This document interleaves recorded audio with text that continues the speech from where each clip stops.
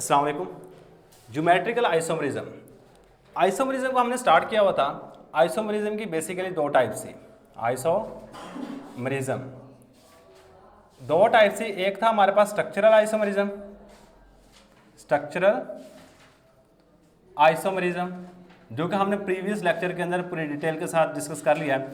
और second number पर हमारे पास है जी geometrical isomerism, geometrical isomerism, isomerism. आज हमने ज्योमेट्रिकल आइसोमरिज्म को डिस्कस करना है। तो सबसे पहली चीज हमारे पास आ जाती है ज्योमेट्रिकल आइसोमरिज्म की डेफिनेशन। कि डेफिनेशन क्या है ज्योमेट्रिकल आइसोमरिज्म की? सबसे पहले डेफिनेशन कर लो। The type of isomerism, the type ये किस्म है किसकी? ऑफ आइसोमरिज्म, आइसोमरिज्म या आइसोमरिज्म किस्म है विच हैव, जो रखता है, which have same structural formula, same, इसमें स्ट्रक्चरल फार्मूला भी सेम होता है, स्ट्रक्चरल फार्मूला, इसका स्ट्रक्चरल फार्मूला सेम होता है बट डिफरेंट, लेकिन मुख्तलिफ होती है, but different position of functional group या डिफरेंट पोजीशन ऑफ, सही है, फंक्शनल ग्रुप कर लो, functional group in space, in space के खला के अंदर फंक्शनल ग्रुप की पोजीशन चेंज हो जाती है। अच्छा, आपको ना मैं सिंपल से एग्जांपल देता हूँ position of functional group in space के हवाले से कि इसका क्या फ़र्क पड़ता है मॉलिक्यूल के ऊपर। मेरे पास एक एग्जांपल है, ये वाली, एक ग्लूकोज होती है डी ग्लूकोज, 1 2 3 4 5 6, यहाँ पे हाइड्रोक्साइड होगा, इसमें यहाँ पे हाइड्रोक्साइड होगा, यहाँ पे OH ग्रुप होगा, यहाँ पे OH ग्रुप होगा, यहाँ पे CH2OH, इसमें हाइड्रोजन यहाँ पे लगा होगा, हाइड्रोजन, इसको कहते हैं डी ग्लूकोज है। ये क्या हमारे पास है? D glucose. अगर आप ग्लूकोज का डब्बा लेते हो ना, उसके ऊपर वाज़ह लिखा होता है कि ये क्या है हमारे पास? D glucose. इसके बाद एक और टाइप है हमारे पास एल ग्लूकोज। दोनों में कोई फर्क नहीं है, 1 2 3 4 5 6, सेम CHO, यहाँ पे OH होता है, यहाँ पे हाइड्रोजन होता है, यहाँ पे OH होता है, यहाँ पे इसके बाद यहाँ पे हाइड्रोजन होगा, यहाँ पे OH होगा, यहाँ पे हाइड्रोजन होगा, लेकिन यहाँ पे क्या होता है? इस साइड पे OH होता है, इस साइड पे H होता है, यहाँ पे CH2OH। अगर इन दोनों में गौर करोगे ना, जहाँ पे चेंजिंग आ रही है, मैं वो मेंशन करने लगा हूँ, सिर्फ यहाँ पे चेंजिंग है दोनों मॉलिक्यूल में, और इसको हम कहते हैं एल ग्लूकोज। इसको क्या कहते हैं? L glucose. क्या हुआ कि एक में OH ग्रुप राइट साइड पे, एक मॉलिक्यूल में क्या है? OH ग्रुप राइट साइड पे है, इसको हम कहते हैं डी ग्लूकोज, और एक में OH ग्रुप लेफ्ट साइड पे है, जिसको हम क्या नाम देते हैं? L glucose. अब जो डी ग्लूकोज है, इसका जायका मीठा होता है, क्या होता है? स्वीट इन टेस्ट होती है, जबकि एल ग्लूकोज टेस्टलेस होती है, टेस्ट लेस। मतलब क्या हुआ? सिर्फ एक चीज चेंज हुई है। कौन सी चीज? Functional group. स्पेस के अंदर पोजीशन चेंज हुई है, जिसकी वजह से पूरी की पूरी प्रॉपर्टी चेंज हो गई है ग्लूकोज की। क्या होगा? जिसकी वजह से ग्लूकोज की पूरी प्रॉपर्टी चेंज हो गई है। अब इसके बाद हमारे पास यहाँ पे आ जाती है ज्योमेट्रिकल आइसोमरिज्म की एग्जांपल्स। सही याद रखिएगा, अगर स्पेस के अंदर पोजीशन चेंज होती है ना, तो पूरी की पूरी प्रॉपर्टीज चेंज हो जाती है कंपाउंड की। जिस तरह यहाँ पे एक का जायका मीठा है, जबकि दूसरे का जायका क्या है? टेस्टलेस है, कोई जायका नहीं है। अब ना इसकी एग्जांपल बिल्कुल आसान है, एग्जांपल बनाना बहुत आसान है, ज़रा गौर कीजिएगा। इसके रेलेवेंट काफ़ी सारे क्वेश्चंस आते हैं, हम इतना कम अज़ कम लिख लेंगे कि अगर एक लॉन्ग क्वेश्चन भी आता है ना, उसको अटैम्प्ट कर सकेंगे। सही है। तो सबसे पहली बात हमारे पास एग्जांपल बनानी किस तरह है? एक दफ़ा 1 मिनट तवज्जो बच्चे इस साइड पर करना, हेलो, इस साइड पर तवज्जो थोड़ी सी। अब देखो एग्जाम्पल बनाने के लिए आपने करना क्या है? सबसे पहले क्या करें जी? कार्बन कार्बन एटम के तरफ डबल बॉन्ड लगाना है। डबल बॉन्ड लगाने के बाद आपने क्या करना है? इस साइड पे ऊपर की तरफ CH3 लगा दो, नीचे की तरफ हाइड्रोजन, फिर सेम यही काम, ऊपर की साइड में CH3, नीचे की तरफ हाइड्रोजन। आपने हमेशा 2 स्ट्रक्चर बनानी होती हैं। फिर दोबारा इसी के साथ आप थोड़ा सा आगे करके कार्बन कार्बन डबल बॉन्ड, फिर ऊपर की तरफ CH3, नीचे की तरफ क्या कर दो? हाइड्रोजन। अब आपने पता क्या करना है? इस साइड वाले कार्बन के जो फंक्शन ग्रुप 2 लगे हुए हैं, नीचे वाले को ऊपर ले जाना है, ऊपर वाले को नीचे ले आना है। सही, जब नीचे वाले को ऊपर लेके जाओगे तो ये क्या बन जाएगा? हाइड्रोजन, और ऊपर वाले को नीचे लेके आओगे तो ये क्या बन जाएगा? CH3। यानी कि ये वाला नीचे आ गया, ये वाला ऊपर चला गया। ये है स्पेस में पोजीशन चेंज करना। क्या जो फंक्शनल ग्रुप होते हैं उनके स्पेस के अंदर पोजीशन चेंज होती है। क्या होता है, स्पेस के अंदर पोजीशन चेंज होती है, जिसकी वजह से हम कहते हैं ये हमारे पास सिस ट्रांस आइसोमरिज्म है या फंक्शनल ग्रुप ज्योमेट्रिकल आइसोमरिज्म है। क्या है हमारे पास, ज्योमेट्रिकल आइसोमरिज्म। अच्छा, इस स्ट्रक्चर को हम कहते हैं सिस फॉर्म। क्या नाम देते हैं, सिस फॉर्म। इस स्ट्रक्चर को हम नाम देते हैं ट्रांसफॉर्म का। क्या नाम देते हैं, ट्रांसफॉर्म। ये नाम याद रखिएगा। ये वाली स्ट्रक्चर हमारे पास सिस फॉर्म है, ये वाली स्ट्रक्चर ट्रांसफॉर्म है। अब देखो इस एक और एग्जांपल बना लेते हैं इसकी, सी डबल बॉन्ड सी। यहाँ मैं क्लोराइड लगा रहा हूँ सेम इस तरह ऊपर वाली साइड पे क्लोराइड, यहाँ पे हाइड्रोजन लगा रहा हूँ सेम इसी तरह नीचे वाली साइड पे भी हाइड्रोजन। दूसरी स्ट्रक्चर बनाने के लिए आपने एक बात याद रखिए, यहाँ तक हमेशा सेम रहेगा। दूसरी स्ट्रक्चर बनाने के लिए मैंने क्या किया कि यहाँ पे क्लोरीन लगा दिया, यहाँ पे हाइड्रोजन लगा दिया, डबल बॉन्ड सी। अब नीचे वाली को उठा के ऊपर कर दो, ऊपर वाली को उठा के नीचे कर दो, यहाँ पे हाइड्रोजन, यहाँ पे क्लोराइड। इसको हम नाम देते हैं, जिसमें same function group same side पे होते हैं, इसको हम नाम देते हैं सिस फॉर्म। और ये हमारे पास क्या है, ट्रांसफॉर्म। ये क्या हमारे पास, ट्रांसफॉर्म। भाई ये बात आपने याद रखनी है। अब ये सिस फॉर्म क्या होती है, ट्रांसफॉर्म क्या होती है, इसकी डेफिनेशन भी आ जाती है बाज़ दफ़ा, लेकिन इतनी दफ़ा पेपर में आई नहीं है। अगर शॉर्ट क्वेश्चन आया तो वो कहेगा डिफाइन ज्योमेट्रिकल आइसोमरिज्म। डेफिनेशन के साथ साथ आपको क्या करना पड़ेगा, कोई ना कोई एग्जांपल भी देनी पड़ेगी। तो इसके बाद हमारे पास नेक्स्ट चीज़ है सिस फॉर्म क्या होती है। अब सिस फॉर्म क्या है, जिसमें सेम फंक्शन ग्रुप एक आइसोमर में एक ही साइड पे हो। देखो यहाँ पे क्लोराइड क्लोराइड दोनों ऊपर वाली साइड पे हैं, that's why it is known as a cis form. इसमें क्या हुआ जी, same function group CH3 CH3 ऊपर वाली साइड पे है और सेम फंक्शन ग्रुप नीचे वाली साइड पे है, इसको हम नाम देते हैं सिस फॉर्म। क्या नाम दे रहे होते हैं, cis form. The isomer which have same functional group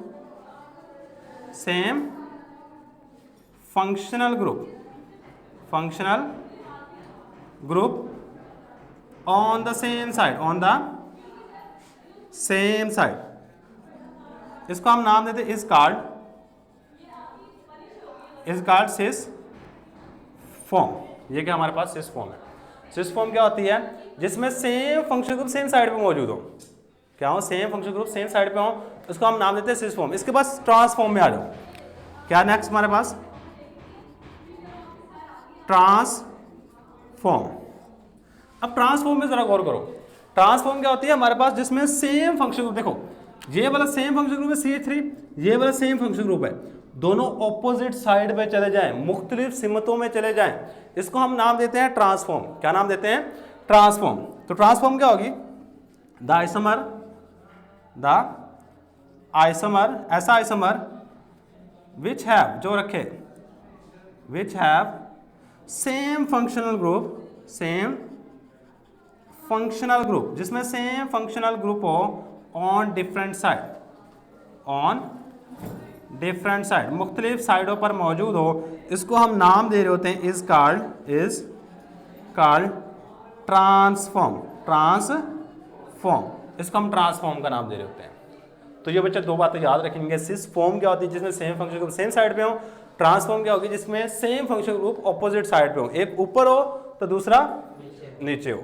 अच्छा, इसके बाद ना एक शॉर्ट क्वेश्चन आता है इसमें, इसको रेज का तो ये बेशक ना बनाइएगा, इसे समझाने के लिए आपको बताया कि अगर स्पेस में किसी भी चीज़ फंक्शन ग्रुप चेंज करते हैं तो क्या फ़र्क पड़ता है मॉलिक्यूल के ऊपर।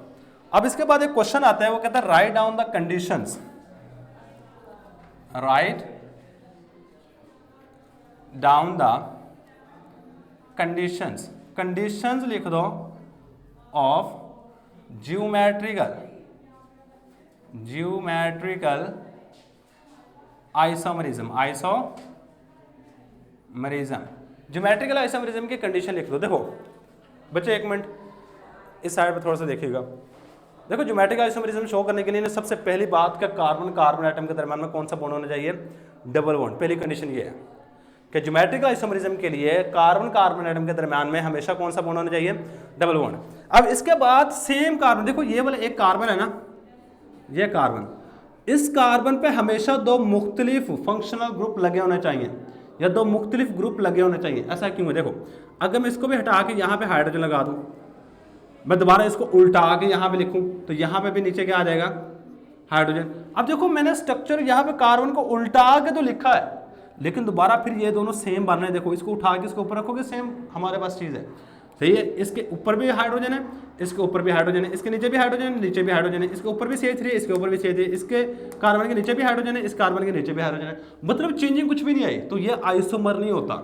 जहां पे चेंजिंग आए वो आइसोमर है। मतलब क्या है, दो कंडीशन कि हमारे पास सबसे पहली बात कि कार्बन कार्बन एटम के दरम्यान में कौन सा बॉन्ड होना चाहिए, डबल। सेकंड बात कि एक ही कार्बन एटम पर दो मुख्तलिफ फंक्शनल ग्रुप जुड़े होने चाहिए। ये दो कंडीशंस है किसकी, ज्योमेट्रिकल आइसोमरिज्म की। लिखो इसको, two conditions are required, two conditions are required, दो कंडीशंस की जरूरत पड़ती है, required to show the phenomena of, required to show the phenomena of geometrical isomerism, geometrical isomerism. Geometrical isomerism को शो करने के लिए दो कंडीशंस का होना जरूरी है। अब दो कंडीशन कौन कौन सी हैं, सबसे पहली कंडीशन,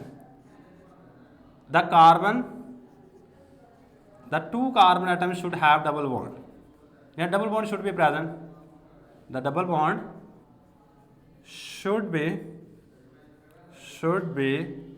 present, डबल बॉन्ड मौजूद होना चाहिए between two carbon atom, between two carbon atom, two carbon atoms, दो कार्बन एटम्स के दरम्यान में हमेशा डबल बॉन्ड होना चाहिए। सेकंड कंडीशन क्या है जी, एक ही कार्बन एटम पर दो मुख्तलिफ फंक्शन ग्रुप जुड़े होने चाहिए, two different groups, two different groups, दो मुख्तलिफ ग्रुप्स आर अटैच्ड, जुड़े होने चाहिए, are attached to the same carbon atom, to the same carbon atom, एक ही कार्बन एटम पर दो मुख्तलिफ फंक्शन ग्रुप जुड़े होने चाहिए। ये सिंपल सी बात याद रखनी है। दो कंडीशन बच्चे, पास पेपर में बड़ी दफ़ा शॉर्ट क्वेश्चन आ चुका है कि कौन सी कंडीशंस रिक्वायर्ड होती हैं ज्योमेट्रिकल आइसोमरिज्म शो करने के लिए। अच्छा, इसके बाद एक और भी शॉर्ट क्वेश्चन आता है। मैं जितने भी इस टॉपिक में से शॉर्ट क्वेश्चन बनते हैं ना बच्चे, निकलवा के उसको लिखवा रहा हूँ, और इस तरह से लिखवा रहा हूँ कि अगर आप इस सारे क्वेश्चन को छोड़ के अगर डायरेक्ट लिखोगे ना तो आपका एक लॉन्ग क्वेश्चन प्रॉपर बन जाएगा। अच्छा, इसके बाद एक और क्वेश्चन आता है लॉन्ग और शॉर्ट आता है, वो कहता है जी वाई देयर इज फ्री या there is restricted rotation around a double bond, around a double bond. कहते हैं जी जो डबल बॉन्ड होता है इसके इर्द गिर्द फ्री यानी कि आसानी से रोटेशन नहीं होती, रेस्ट्रिक्टेड रोटेशन होती है। ऐसा क्यों है? ये पहला शॉर्ट क्वेश्चन बन सकता है। इसके अलावा एक और भी बनता है, why there is no free rotation, no free rotation. क्यों फ्री रोटेशन नहीं होती? Along a double bond, along a double bond के इर्द गिर्द फ्री रोटेशन क्यों नहीं होती? ये भी पास पेपर में क्वेश्चन आ चुका है। ये देखो, ये एक ही क्वेश्चन है, उसके पूछने के दो तरीकाकार है।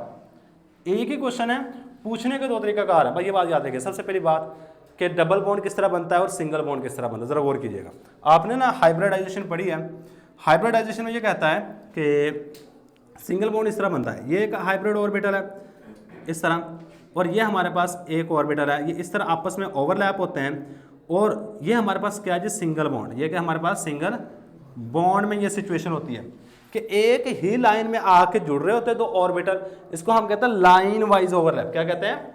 Line wise overlap. जबकि डबल बॉन्ड में क्या काम होता है? ये एक कार्बन एटम है, ये एक कार्बन एटम है, इसका एक ऑर्बिटल इस तरह जाएगा, इसका एक ऑर्बिटल इस तरह जाएगा, सेम इसी तरह नीचे वाले का एक ऑर्बिटल इस तरह जाएगा, और इसी तरह हमारे पास नीचे वाले का एक ऑर्बिटल इस तरह जाएगा। ये इस तरह एक दूसरे के साथ इन कॉन्टैक्ट आ रहे होते हैं या ओवरलैप कर रहे होते हैं। ये हमारे पास क्या है? ये ऑर्बिटल एक दूसरे के साथ ओवरलैप कर रहे हैं। अब ये वाला हमारे पास एक कार्बन एटम है, ये वाला दूसरा कार्बन एटम है। अब देखो, इसको इस तरह रोटेट करना आसान है या इसको रोटेट करना आसान है? सिंपल सी बात है जी, इसको रोटेट करना आसान है। अब गौर कीजिएगा क्यों। इस साइड पे बच्चे एक दफ़ा, अब इसमें रोटेशन कहते हैं आसानी से हो जाती है, जबकि डबल बॉन्ड किस तरह बनता है, पैरेलल, पाई बॉन्ड जिसको कहते हैं, पाई बॉन्ड को डबल बॉन्ड कहते हैं। तो डबल बॉन्ड बनता है पैरेलल ओवरलैप की वजह से, यानी एक ऑर्बिटल ऊपर से मिल रहा होता है, एक ऑर्बिटल नीचे से मिल रहा होता है। अब देखो अगर सिंगल बॉन्ड की बात करो, सिंगल बॉन्ड बनता है इस तरह, ये एक ऑर्बिटल इस साइड से आया, एक ऑर्बिटल इस साइड से आया, दोनों ऑर्बिटल इस तरह ओवरलैप हुए, ओवरलैप होने के बाद यहाँ पे फ्री रोटेशन हो सकती है। ये देखो ये एक दूसरे से मूव कर रहे हैं, जिस तरह मर्जी मूव करो, जितना मर्जी मूव करते जाओ, ये सिंगल बॉन्ड के इर्द गिर्द रोटेशन है। लेकिन अगर दो बॉन्ड हो इस तरह, अब देखो वो कैप तो वही है, देखो दोनों कैप मूव कर रहे हैं, लेकिन अगर दोनों बॉन्ड इस तरह बन जाते हैं, देखो यहां पे थोड़ी सी मूवमेंट है, लेकिन अगर मैं इसके ऊपर जोर लगाऊंगा या तो ये ऊपर टूट जाएगा या नीचे से टूट जाएगा। मतलब अगर आप डबल बॉन्ड को जोर लगा के बहुत ज्यादा जोर लगाते हो, ये टूट जाता है, रोटेट नहीं करता। इसलिए इसमें क्या होती है, रिस्ट्रिक्टेड का मतलब होता है कुछ हद तक, रिस्ट्रिक्टेड का मतलब क्या होता है, कुछ हद तक। अब यहां पे देख लो, यहां पे एक ऊपर से ऑर्बिटल मिला, एक नीचे से, सेम इस तरह, एक ऊपर से एक नीचे से, जब दोनों इस तरह मिलते हैं तो यहां पे रोटेशन फ्री नहीं होती, कुछ थोड़ी सी दूर जाकर रुक जाएगी, फिर यहां पे थोड़ी दूर जाकर रुक जाती है। जबकि सिंगल बॉन्ड में यहां पे अगर देखा जाए, इस तरह जिस तरह मर्जी रोटेट करते रहो, आसानी से रोटेशन होती रहती है। मतलब यहाँ पे जो मेन इस क्वेश्चन का आंसर बनेगा, सिंगल बॉन्ड बनता है लाइन वाइज ओवरलैप की वजह, जिसकी वजह से फ्री रोटेशन होती है। डबल बॉन्ड बनता है पैरेलल, ऊपर और नीचे की वजह से, जिसकी वजह से यहाँ पे फ्री रोटेशन नहीं होती। अब इसका क्वेश्चन का आंसर लिख लो, single bond is formed due to line wise overlap. Single bond line wise overlap की वजह से बन रहा होता है, and free rotation is present along single bond, और सिंगल बॉन्ड के इर्द गिर्द फ्री रोटेशन आसानी से मौजूद होती है। जबकि अगर बात करूं डबल बॉन्ड की, अगर मैं डबल बॉन्ड की बात करता हूं तो यहां पे फ्री रोटेशन नहीं होती। फ्री रोटेशन होने का मेन जो रीजन है वो ये है कि यहां पे बॉन्ड बनता है पैरेलल ओवरलैप की वजह से। Double bond is form, double bond बन रहा होता है due to parallel overlap parallel overlap की वजह से बन रहा होता है, due to parallel overlap, and due to this reason